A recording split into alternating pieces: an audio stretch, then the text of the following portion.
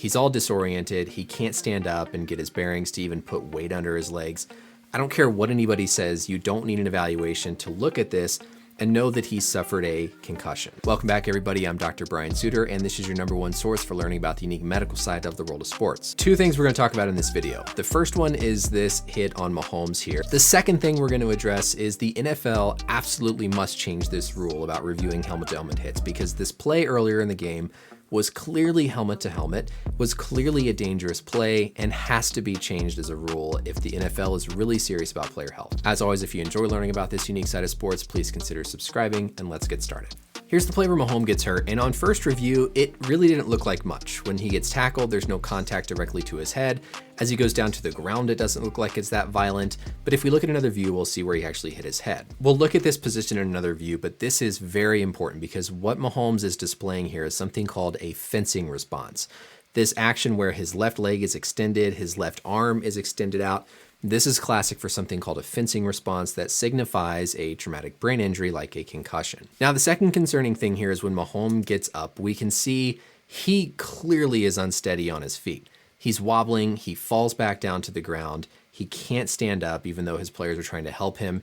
He is clearly concussed here at this point. He's all disoriented, he can't stand up and get his bearings to even put weight under his legs. I don't care what anybody says, you don't need an evaluation to look at this and know that he suffered a concussion. Here's the defender comes in again. There's really no direct contact on Mahomes' head. The arm coming in might have imparted a little bit of load, but looked like it kind of hit more on the shoulder pad than the helmet. So if we kind of advance through this, again, I still don't think at this point he's had the concussion. And even though it's slow, the kind of abrupt change right there, even though it doesn't look like his head ultimately makes contact with the ground, if we wind this up and kind of play back a little bit quicker, there still is this abrupt acceleration and then deceleration as Mahomes' head, right there, comes to a pretty sudden stop just by the ground. This is really all we need to see, though, to know that Mahomes has suffered a concussion on this play. He's displaying something called the fencing response. His left arm is extended out in front of him, his left leg is extended below him, and this is something that basically gets triggered when we think there's been damage or some sort of a blow, especially to the brainstem, that sort of brings back this primitive protective response called a fencing reflex. So this in and of itself is a sign to the medical staff that he suffered a brain injury. Now we'll dive into exactly why that type of acceleration deceleration caused the head injury, and then also that controversial play with the helmet on helmet hit. But first, I want to give a quick shout out to the sponsor of this video. It's easy to take care of our health by eating the right foods and exercising, but a lot of guys, including myself,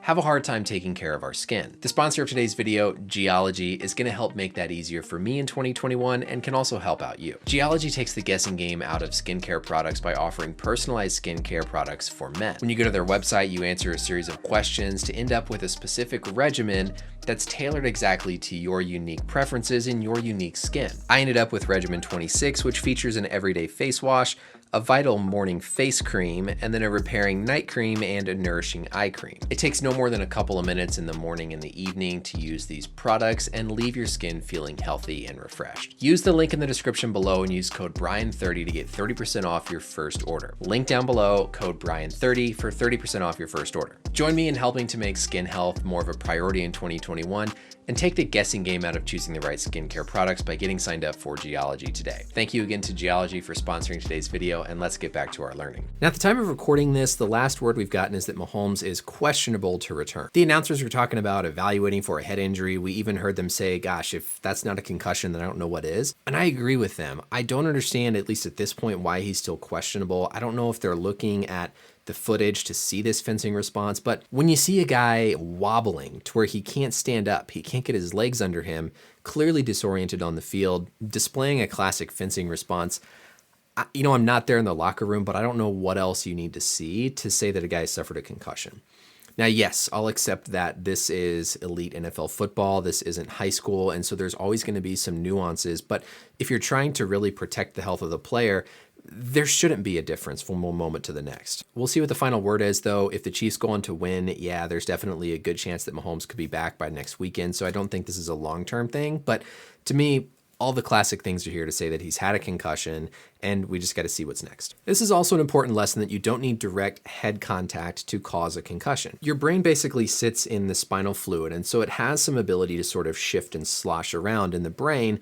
And so based on how much your neck or your head gets whipped from one side to the other, that can actually cause your brain to sort of slosh back and forth in that spinal fluid and crash into the inside of the skull. So here as Mahomes goes down, that acceleration and then all of a sudden really quick stopping, the momentum of his brain is going to carry it forward to where particularly the front of the brain is going to sort of push into the inside of his skull.